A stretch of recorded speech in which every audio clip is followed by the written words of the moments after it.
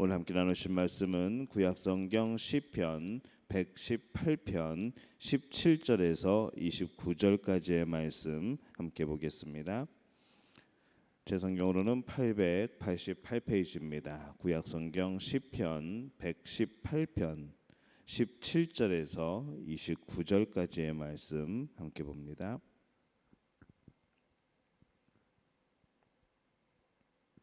시편 118편 17절에서 29절까지 우리 한 목소리로 함께 봉독하겠습니다.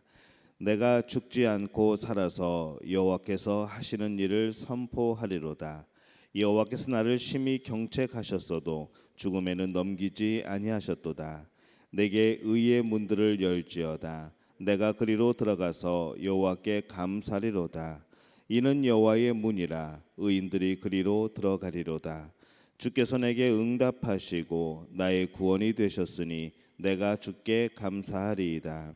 건축자가 버린 돌이 집 모퉁이의 머릿돌이 되었나니 이는 여호와께서 행하신 것이요 우리 눈에 기이한 바로다.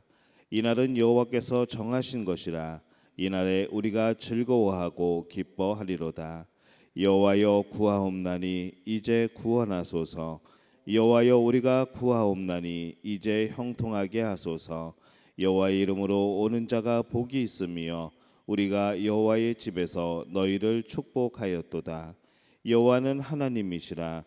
그가 우리에게 빛을 비추셨으니 밧줄로 절기 제물을 제단의 불에 멜지어다. 주는 나의 하나님이시라.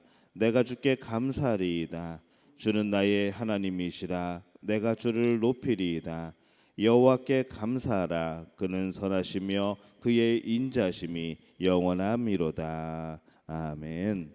하나님의 은혜가 오늘 하루를 첫 시간을 주 앞에서 시작하는 우리 믿음의 가족들에게 함께 하시기를 예수님의 이름으로 축원합니다. 우리가 어제 말씀을 나눌 때에 이 시편 118편은 다윗의 시가 아닌가라는 그런 추측의 의견들이 많다고 말씀을 드렸습니다. 이 매튜 헨리라는 이 주석가는 이 시의 저자를 다윗으로 보고 있습니다. 아마도 그렇게 생각하는 것은 아마 이 시의 내용이 이 다윗의 삶과 가장 흡사한 그런 내용이기 때문에 그렇고, 또 그 고백이 다른 다윗의 시들과도 비슷한 그런 단어 용어들을 사용하기 때문에 그런 것이라 이렇게 생각이 듭니다. 이 다윗은 어린 시절부터 왕위에 오르기까지, 그리고 왕위에 오른 이후에도 참 편한 날이 없었던 그런 사람입니다. 죽을 만큼 그런 파란만장한 인생을 많이 살았던 것이죠. 이 매튜 헨리라는 사람이 본대로 이 시의 저자가 다윗이라면은 이 다윗이 그런 어려움 가운데서도 죽지 않고 살아가게 된 것은 바로 하나님의 은혜라라고 결론 지을 수밖에 없을 겁니다. 이 시의 저자는 원수로 인하여 죽을 수밖에 없는 상황이었지만은 우리는 우리 자신의 죄와 허물로 인해 죽은 사람이라는 것이죠. 그렇게 말을 하고 있습니다. 그런데 우리가 이렇게 생명을 얻은 것은 바로 하나님의 은혜라는 겁니다. 그렇다면 이 죽지 않고 살게 된 우리는 어떻게 해야 되는가라고 할 때에 오늘 말씀을 보면은 먼저 여호와의 행사를 선포하라 이렇게 말씀을 합니다. 17절의 말씀을 보면은 내가 죽지 않고 살아서 여호와의 행사를 선포하리로다 이렇게 말씀을 합니다. 이 하나님의 사랑과 이 은혜를 혼자서 생각하며 느낄 수도 있지만은 참 감사하다라고 혼자 그렇게 영광 돌릴 수도 있지만은, 우리가 이 구원함을 받은 성도라고 한다면은, 하나님의 사랑을 입은 사람이라고 한다면은 우리는 그것을 밖으로 선포할 수 있어야 하는 것이죠. 하나님의 사랑을 입은 성도라고 한다면은 먼저 하나님께 사랑을 고백하고 그 사랑을 우리 이웃들에게도 알릴 수 있는 그런 마음이 있어야 합니다. 이 하나님께 대한 사랑의 선포와 고백은 어떤 방법이 있는가 하면은 기도와 찬송이 있는 것이죠. 그러나 이 기도와 찬송만으로 그쳐서는 여호와의 행사를 선포하는 것이라고 완벽하게 말할 수는 없습니다. 하나님의 사랑을 선포한다는 것은 주님의 사랑을 본받아서 그 모습대로 또한 살아가는 겁니다. 그래서 요한 1서 3장 18절 말씀에 보면은 이렇게 말씀을 합니다. 자녀들아, 우리가 말과 혀로만 사랑하지 말고 오직 행함과 진실함으로 하자 이렇게 고백을 하고 있습니다. 이 기도와 찬송과 함께 행함과 진실함으로 사랑하는 우리 믿음의 가족들이 되시기를 예수님의 이름으로 축원합니다. 두 번째로 우리가 무엇을 해야 되는가? 의의 문이신 여호와의 문으로 들어가 감사하라 이렇게 말씀을 합니다. 19절에서 20절까지의 말씀을 보면은 내게 의의 문들을 열지어다 내가 그리로 들어가서 여호와께 감사리로다 이는 여호와의 문이라 의인들이 그리로 들어가리로다 이렇게 말씀을 합니다. 먼저 의의 문으로 들어가겠다라고 했습니다. 이 의의 문은 성전 문입니다. 이 성전을 들어가기에 거쳐야 되는 문. 이 성전문은 하나님과 그의 백성이 서로 교통하게 되는 그런 장소로 인도하는 입구가 되는 것이죠. 그래서 그것을 의의 문이라고 했습니다. 이 하나님의 은혜로 죽지 않고 살게 된 이 시인은 의의 문이신 바로 이 하나님의 문으로 들어가겠다고 고백을 하는 것이죠. 근데 이것이 우리의 모습과 비슷합니다.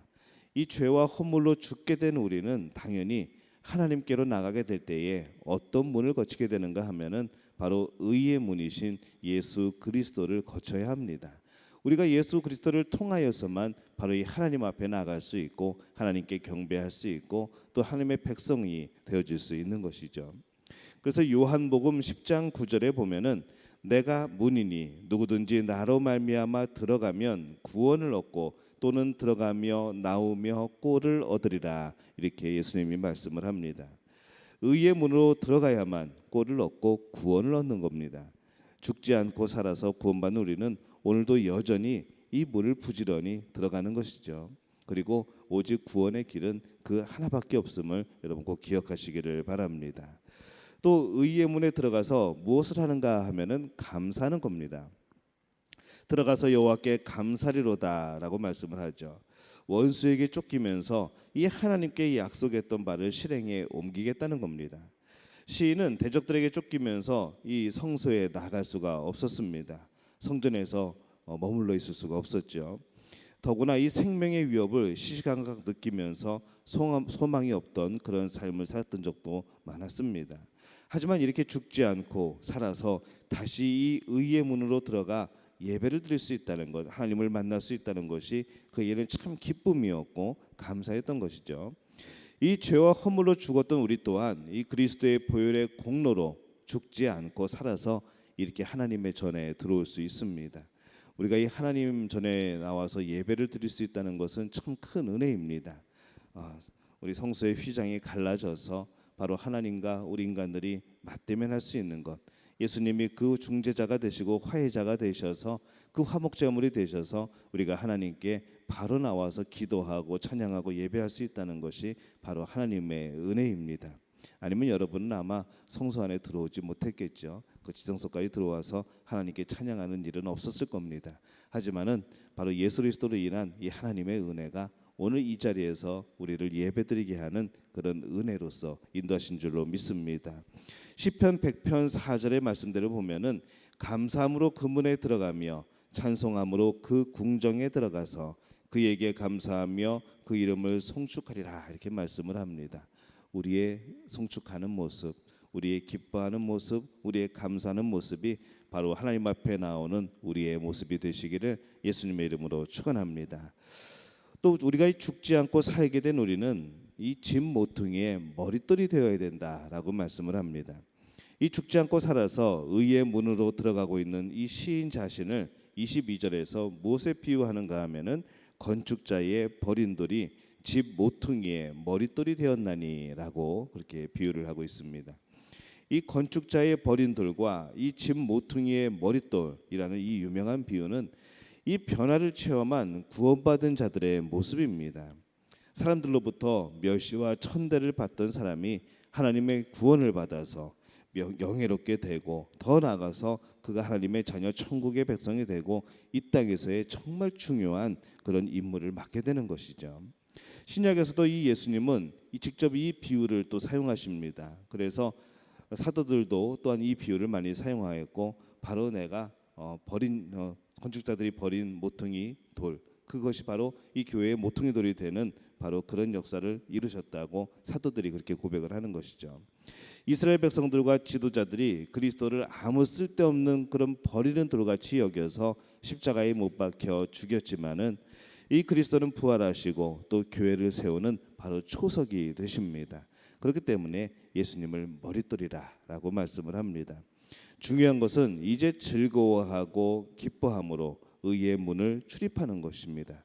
26절에서 여호와의 이름으로 오는 자가 복이 있으며 우리가 여호와의 집에서 너희를 축복하였도다라고 말씀을 합니다. 이 말씀은 여호와의 이름으로 주께 나오는 모든 자들이 복이 있다는 것이죠. 나를 살리신 하나님의 놀라우신 그 행사, 그 역사, 그것을 온 세상에 널리 알리는 우리 믿음의 가족들이 되시기를 바랍니다. 그리고 의의 문이신 그리스도의 몸된 교회를 날마다 출입하며 그 복을 누리는 여러분들이 되시기를 바랍니다. 또 그리스도와의 교제를 통하여서 들어가며 나오며 이 하나님이 주시는 영의 양식 또 구원을 얻는 여러분들이 되시기를 바랍니다. 버린 돌이 머릿돌이 되신 바로 그 예수님을 바라보며 우리 성도들 또한 이 세상 사람들의 관계에서도 세상에는 어쩌면은 버린 돌처럼 우리가 그렇게 취급을 받을지 모르지만은 우리가 하나님 나라에서 우리가 하나님의 그런 교회 가운데에서 또한 머릿돌이 되어질 줄로 믿습니다. 우리가 이 모습으로 감사하며 영광 돌리며 살아가는 귀한 그런 성도들이 되시기를 예수님의 이름으로 축원합니다. 우리말 성경으로 제가 오늘 말씀을 읽겠습니다. 내가 죽지 않고 살아서 여호와께서 하신 일을 선포할 것입니다. 여호와께서 나를 심하게 징벌하긴 하셨어도 죽음에 넘기지는 않으셨습니다. 나를 위해 의의 문들을 열어라. 내가 들어가 여호와께 감사할 것이다. 이것은 여호와의 문이니 의인들이 그 안으로 들어갈 것이다. 주께서 내게 응답하시고 내 구원이 되셨으니 내가 주를 찬양하겠습니다. 건축자들이 버린 돌이 머릿돌이 됐습니다. 이 일은 여호와께서 하신 일이요 우리가 보기에 참 놀라운 일입니다. 이날은 여호와께서 지으신 날이니 이날에 우리가 즐거워하고 기뻐하자. 오 여호와여 간구합니다. 우리를 구원하소서. 오 여호와여 간구합니다. 우리가 잘되게 하소서. 여호와의 이름으로 나오는 사람은 복이 있습니다. 우리가 여호와의 집에서 너희를 축복했도다. 여호와는 우리에게 빛을 주시는 하나님이시니 재물을 제단의 뿔에 묶어 두리라. 주는 내 하나님이시니 내가 주를 찬양하겠습니다. 주는 내 하나님이시니 내가 주를 높이겠습니다. 오 여호와께 감사하라. 그분은 선하시고 인자하심이 영원하시다. 아멘.